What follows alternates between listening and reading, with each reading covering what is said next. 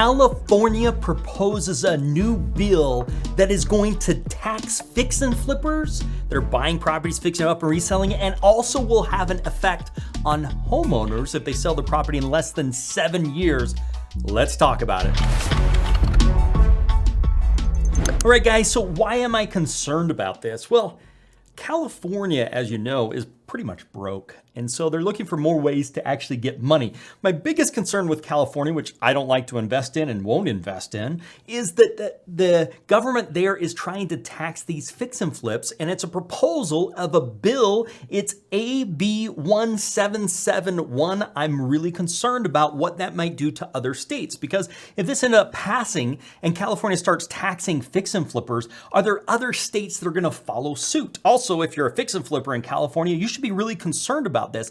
But even more than that, it's more far reaching. They're going to pass it off and say, hey, this is to make money from fix and flippers that are greedy and making all this money. But the reality is this is also going to affect homeowners if they sell their home in less than 7 years of the time they purchased it. Well, the national average is typically about 5 years or less of somebody actually owning a property. Now, that's been increasing because of COVID and those things, but typically it's about 5 years is how long someone takes in the property. So realistically, this bill could affect most people, and it's going to cost you some serious coin. So what does it actually mean here? Well, what the proposal is that California will charge a 25% capital gains tax on almost every residential property sold within 3 years of purchase. So if you buy the property and you sell it within 3 years, 25% of the gain is going to go to the state of California. Not to mention if you have to pay anything on a federal level. This is just simply a state level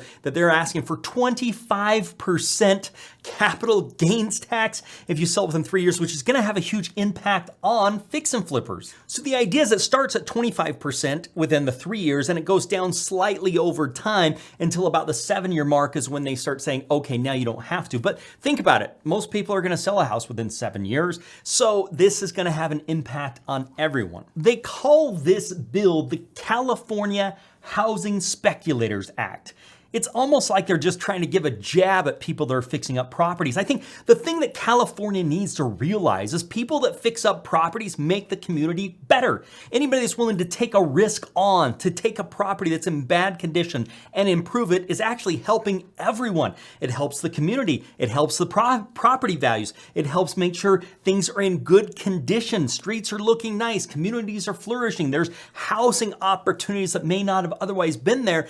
And it also helps the economy. People that are actually doing the work now have more jobs. Laborers where the material's actually coming from are having more jobs. So it helps. The insurance agents are making money. Real estate agents are making money. A lot of people benefit financially when a house is flipped, and a lot of people benefit socially when a house is flipped because it makes the world a better place. But this act is misinformed in saying, hey, this is the Housing Speculations Act. Now, one of the reasons why they're doing this is they have this misguided idea that the reason why California house prices have been going up so much has to do with fix and flippers or speculators that are buying houses. Come on, California, where the heck is your head? This is called COVID, okay? We have seen a decline in the number of houses that are available on the market. Well, why has that happened, okay? It's happened because of a supply and demand issue. There simply is not enough supply out there meeting the demand that's there. When that happens, it raises prices, okay? We have the lowest inventory that's ever been there.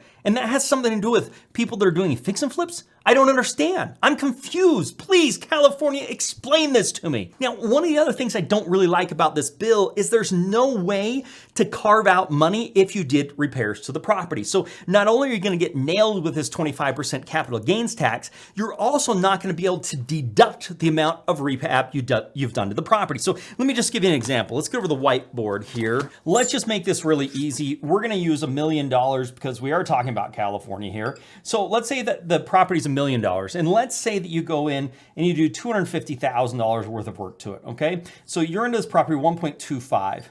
Let's say you end up selling this property for, I don't know, let's say 1.6, okay? Well, you spent $250 in repairs on this property. And you've got some agent fees and title fees, and you're going to have some hard money costs and all that. We're just going to call that $100,000, whether it's that or not. So basically, after all those expenses, you've got about a $250,000 profit. Now, I'm just throwing numbers out there, guys, just so I make it easy. Now, let's get my handy dandy calculator out here. So if you take $250,000 times 0.25, which would be the California capital gains tax, would be $62,500 is what it would be. Oh, wait a minute. Guess what?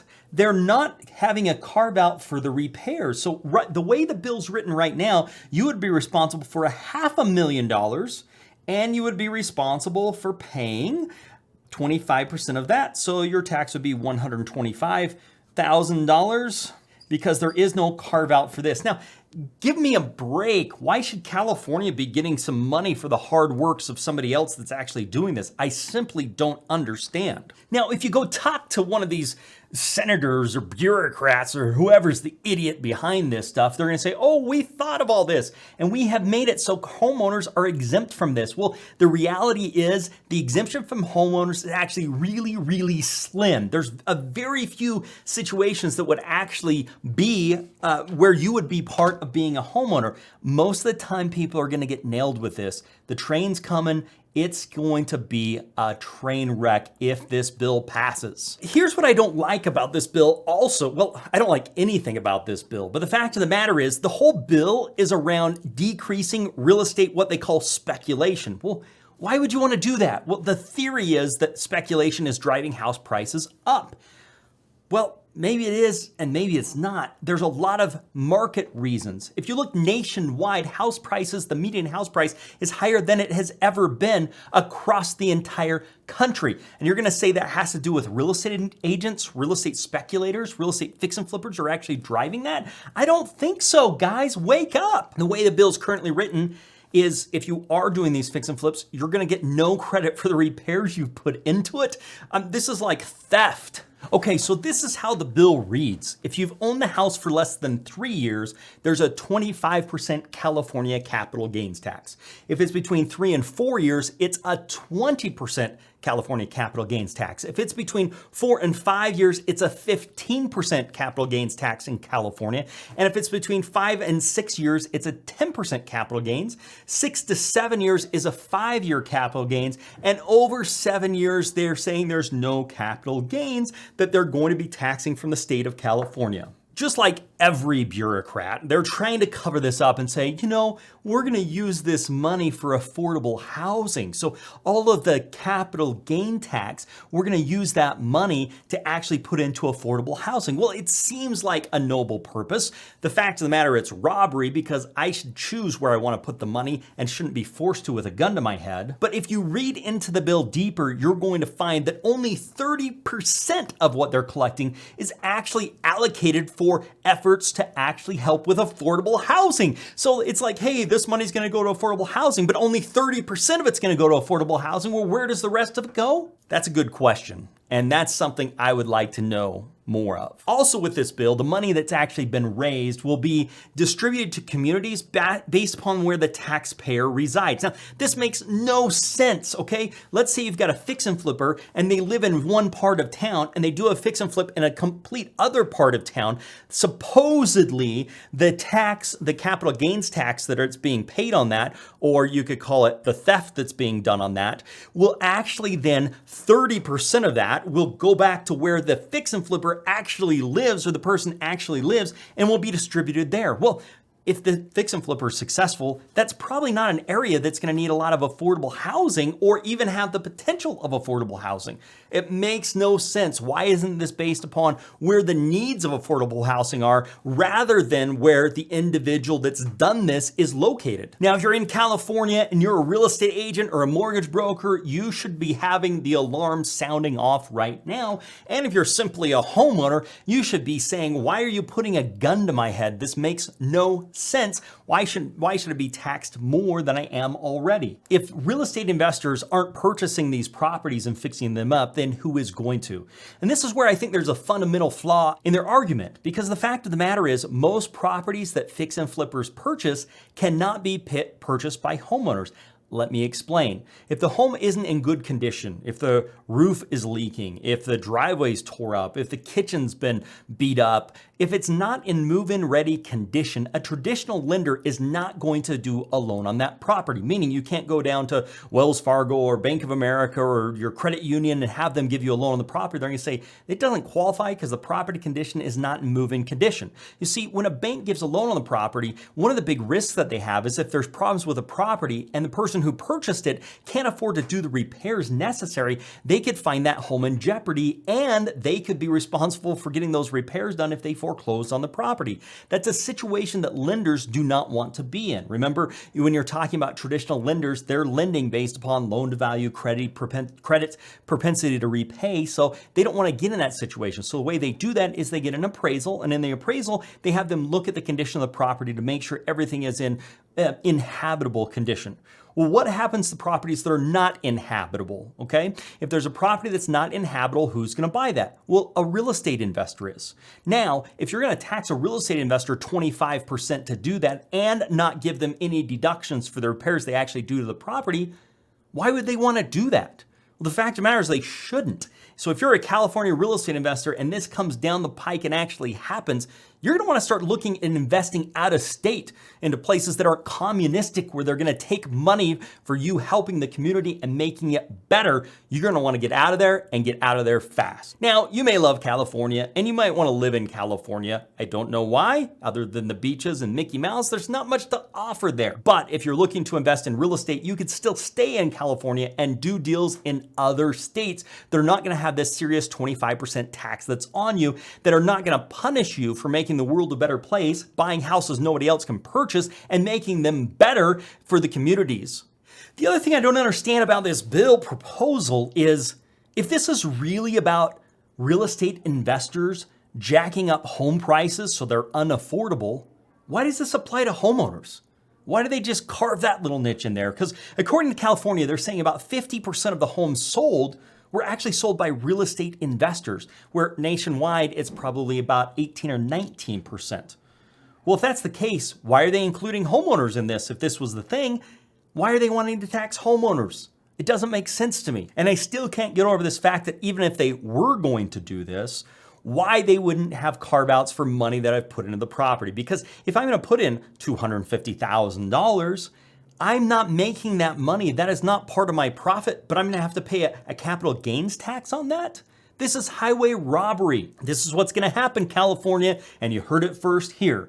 You are starting to see these houses not get bought up by real estate investors. And that's a bad thing because nobody else can buy them unless somebody has cash and wants to fix up.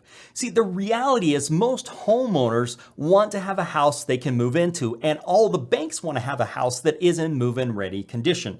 If you don't allow an incentive for investors to take on the risk to make it better, then no one's going to want to buy these properties. Well, what happens to them? They deteriorate. Taxes don't get paid on them. They get violations. Kids start living in them or sleeping in them or doing horrible things in them that makes the community a worse place, and which drives out other residents that would like to be in nice areas.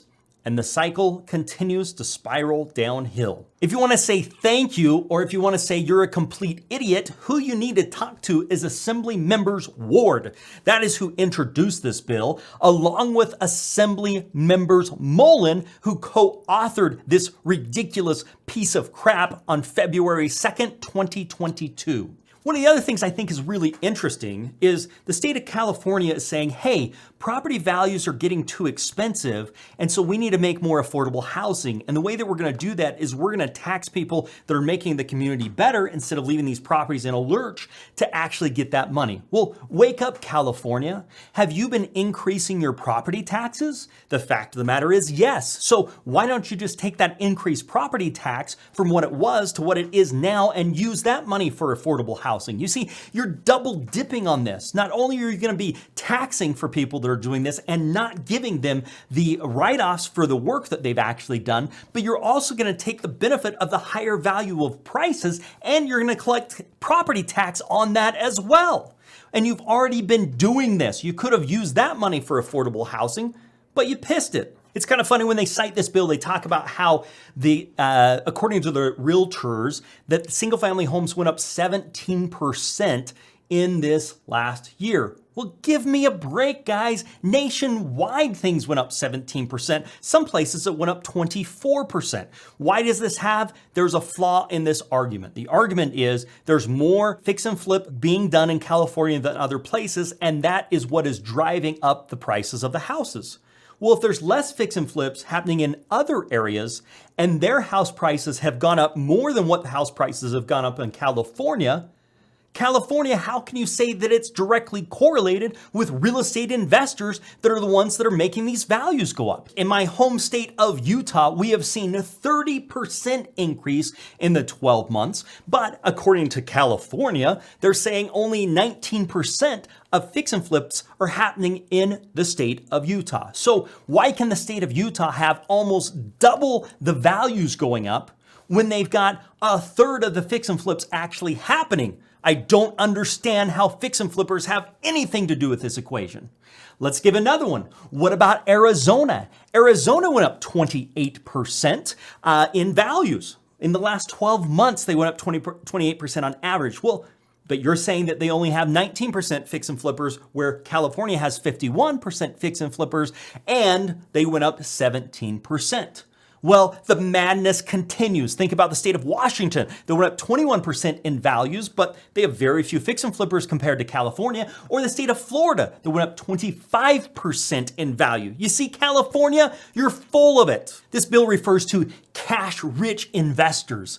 This just tells you these bureaucrats have no idea how these deals are actually happening. The fact of the matter is, when someone's gonna take on the risk to go do this deal, they're actually borrowing money from a hard money lender. A hard money lender is lending on the hard asset, not lending on the soft assets. Let me explain. The hard asset is the house itself. And the hard money lender is saying, if I take this house back, do I have a way to get my money back and sell it if I have to foreclose? Where the soft assets are looking at your credit, propensity to repay, debt to income ratios, those types of things, your past credit history, that's what they're looking at, not a hard money lender. So the fact of the matter is, these rich home buyers are actually getting a loan from a hard money lender to make this happen, which means they're taking on even more risk, which also has a trickle down effect, which is helping the economy even more as all these people are getting paid and spending that money in other ways. Don't believe me? Well, it says it right here in the bill itself. So it says right here in 19609, A1, at least 30% shall be allocated to create affordable housing. So what you're telling me is less than a third is going to be used for affordable housing. But the whole reason you're passing this measure is because there's not affordable housing in California because of fix and flippers.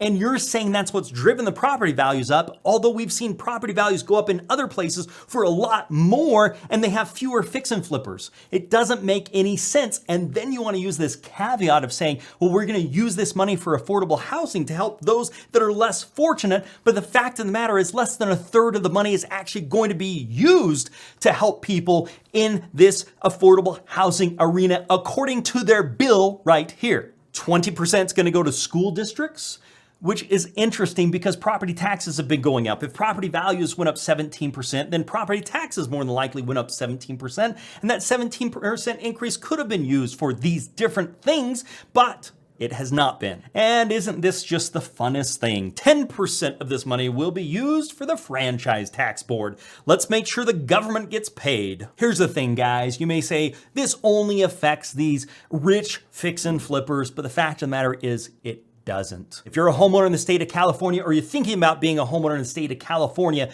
you need to make sure this bill does not pass. If you want to make your voice heard, the person you should contact is Assembly Member Ward, and I'm going to show you how to right now. Okay, this is Assembly Member Ward. Looks like a nice guy, but what you can do is you can come here. The website is a78.asmdc.org, and you can hit contact or scheduling request. What I'm asking you to do is, every single one of you that are watching this, please do a scheduling request with Christopher Ward. Please also contact him and call him urgently and say, this bill is crap and you don't understand, and show them the logic behind these things. And here you find Kevin Newland, who is the second person that co-authored the bill.